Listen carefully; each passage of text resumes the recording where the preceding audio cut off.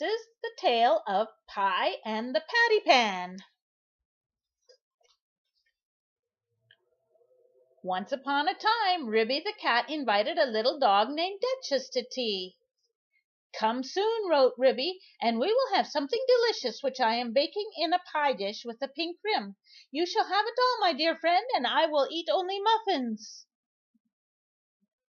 Duchess wrote back, "I will be there promptly at 4:15. She almost added, "I hope it won't be mouse," but realized this would be too rude. Duchess had a veal and ham pie in a pink-edged dish, just like Ribby's. The little dog liked it much better than mouse meat.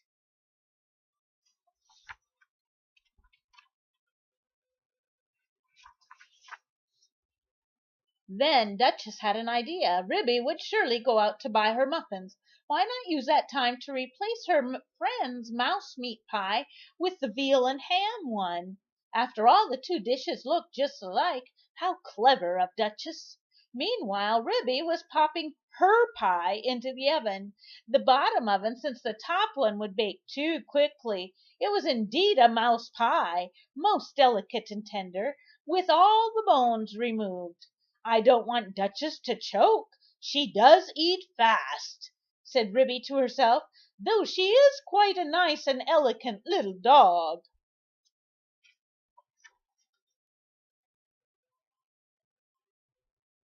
Ribby then got busy dusting and polishing, shaking the rabbit skin rug and setting the table. She fetched milk and butter from the farm. Finally she set out for the village to buy tea, sugar, and marmalade. At that moment Duchess was on her way to Ribby's with the veal and ham pie hidden in the basket. The two friends crossed paths and only nodded, since they would see each other later. Her shopping finished, Ribby went home. Entering the front door, she heard a noise at the back of the house. "Thank goodness I locked up the silver spoon," she exclaimed, but no burglar could be found.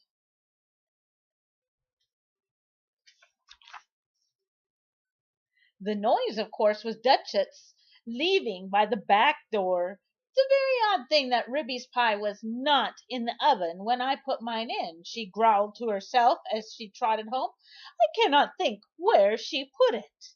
Meanwhile, Ribby prepared for the party by changing into her lilac silk gown and making the tea. She peeked at her pie, which was browning nicely. At 4 on the dot, and carrying a bunch of flowers between her teeth, Duchess set out for her friends. "I wonder if Ribby has taken my pie out of the oven yet," she fretted. There she is. At 4:15 came a little tap tap at Ribby's door. "Is Mrs. Ripston home?" barked Duchess politely. "Woof, woof, woof." "Come in, my dear Duchess, and how do you do?" Ribby replied. She poured tea for her friend. The little dog asked for a lump of sugar and then balanced it on her nose. "How sweetly you beg," said Ribby. But the sugar lump dropped to the floor, and Duchess ducked under the table to look for it, and so she did not see Ribby take the pie from the bottom oven. The two sat down, and Ribby began slicing the pie.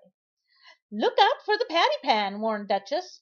She had carefully put a patty pan in her pie.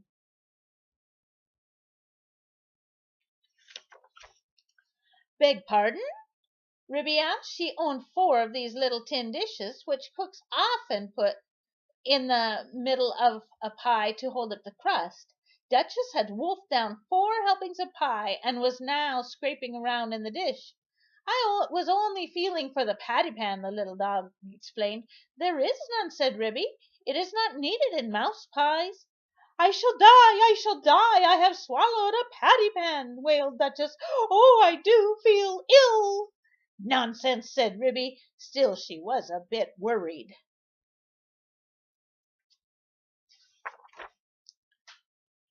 "Shall I fetch Dr. Maggotty?"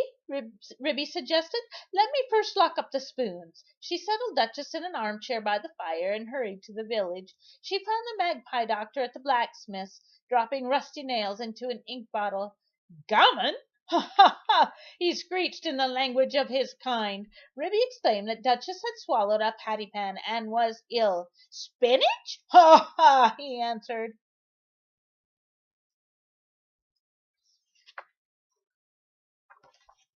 The cat and the bird rushed back through the village, making a spectacle for all to see. While Ribby was away, Duchess checked the pie again for a patty pan. Then she heard something sizzle. She opened the top oven and smelled the rich aroma of veal and ham baking. Through a hole in the crust she glimpsed a tin patty pan. "Why, I must have been eating mouse meat!" she cried. "No wonder I feel ill. Of course I would feel much worse if I had really swallowed a patty pan." Duchess set her pie outside the back door so she could sneak it home later. Ribby and Dr. Maggotty arrived to find Duchess feeling much better. The magpie held a pill in his beak, which the dog took with a glass of milk. Since his patient was feeling better, Dr. Maggotty left.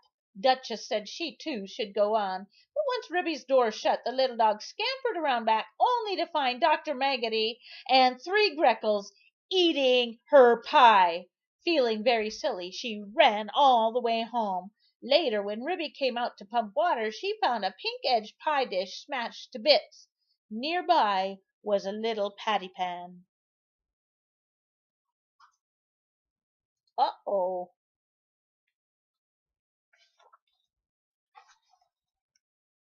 So there really was a patty pan, she thought, but mine are all in the kitchen cupboard. And at last she understood what had happened.